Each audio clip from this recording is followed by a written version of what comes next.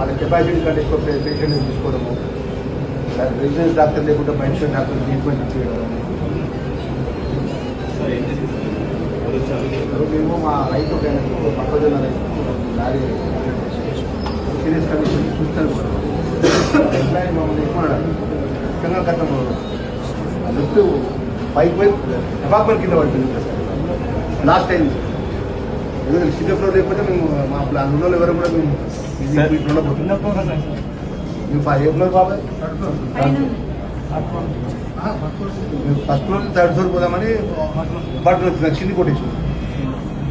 అంటే మేము అనేది ఏంటంటే హాస్పిటల్కి సంబంధించిన ఇష్యూలు కూడా వాళ్ళకు ఉన్నటువంటి ఏదైతే ఇష్యూలు కానీ వాళ్ళకి సంబంధించినటువంటి పేషెంట్ కేరింగ్ ఇష్యూలో కూడా ఇప్పుడు ఇంత పెద్ద సంఘటన అనుకోకుండా 3rd ఫ్లోర్ నుంచి కూడా లిఫ్ట్ ఫెయిల్ అయితే పరిస్థితి కదా. పేషెంట్ కానీ మేము కానీ అలా ఎవరైనా కానీ హాస్పిటల్ మెయింటైన్ చేస్తూ ప్రైవేట్ హాస్పిటల్ నడిపితే ఎట్లా? మీరు ఇప్పుడు అంటే ఏం చేయమంటారా ఎట్లా?